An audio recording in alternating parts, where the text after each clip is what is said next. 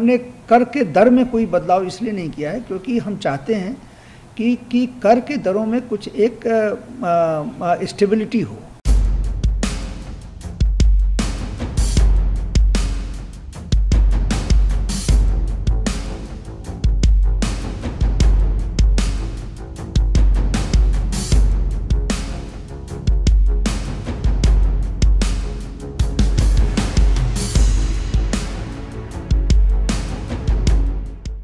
जहाँ तक कि कर व्यवस्था का सवाल है, हमने इस बजट में कर व्यवस्था में कई सुधार के भी प्रस्ताव इस वहाँ पर रखे हैं, लेकिन हमने कर के दर में कोई बदलाव इसलिए नहीं किया है क्योंकि हम चाहते हैं कि कर के दरों में कुछ एक स्टेबिलिटी हो।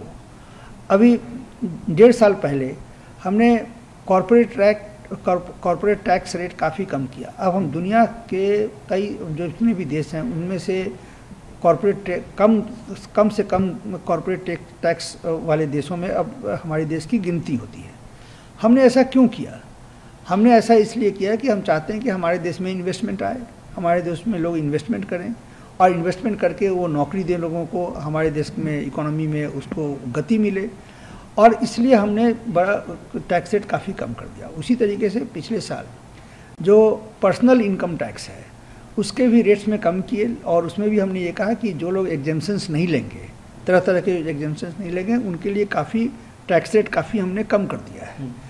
तो उसी तरीके का हमने हमारा सोच बाकी टैक्स में भी है, कस्टम ड्यूटी में भी है, एक्साइज में भी है। इन सब चीज़ों में हम चाहते हैं कि टैक्स रेट कम से कम हो।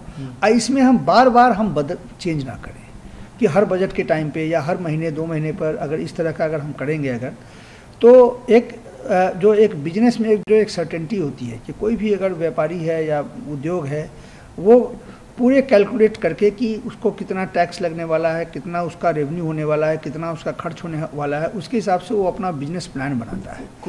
यदि हम बार बार इसको अगर हम बदलेंगे तो ये एक अर्थव्यवस्था के लिए ठीक नहीं है।